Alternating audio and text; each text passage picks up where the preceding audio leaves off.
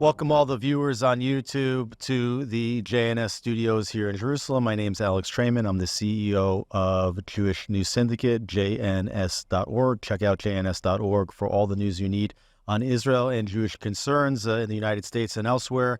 We're very excited to be in the studio today with Jeff Balaban. Jeff Balaban, you are the Senior Counsel for International and Government Affairs at the American Center for Law and Justice. You're a Yale Law School graduate. You were former senior vice president at CBS News. You also served as Republican counsel to the U.S. Senate Commerce Committee and legislative counsel to Senator John Danforth from Missouri. You have been working with coordinating counsel on Jerusalem and numerous other American victims of Palestinian terror who you represented before the White House, State Department, Justice Department, Congress. You worked in the Ministry of Justice here in Jerusalem a long time ago. And you are also involved in a lot of the anti-BDS laws that are taking place, that are being implemented across the United States. But you spent a lot of time here in Israel. And we're in the middle of a war. You feel special bonds to the state of Israel, even though a lot of the work that you do is in the U.S., Washington, other places. You know, what is it about being here in Israel, especially during this time, that you feel a special connection to? Thanks, Alex. First of all, it's great to be here with you. I'm a big fan of JNS, fan of yours personally. And so the ACLJ, American Center for Law and Justice, a few years ago, in the middle of COVID, I've been working with them for quite a while, asked if I would consider coming to head their Jerusalem operation, their Israel office. And what's interesting about that is that ACLJ is actually a global organization. It's headquartered at the American Center for Law and Justice, primarily the United States.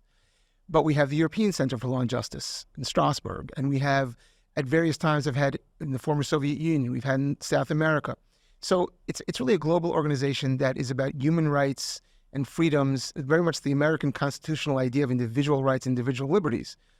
But unique to all of its offices, this is not the European Center for Law and Justice, right? This is not the Israel Center for Law and Justice. This is the American Center for Law and Justice Jerusalem office, because their idea is that there's a set of values that include supporting Israel and standing with Israel and what's commonly known as Judeo-Christian values that really are one, and that the idea is to have an office here expressing those values here, showing support here, and also explaining to the millions of followers and supporters of ACLJ in the United States, who primarily are Christians. It's mostly a Christian organization, founded by Pat Robertson, actually, that their continued support for the state of Israel and the Jewish people. And just as an example, this American Center for Law and Justice not only currently represents victims of hostages, their families, or hostage victim families, in negotiations around the world and in Washington, but we have represented the interests of the state of Israel at the ICC in the past, or at the ICJ.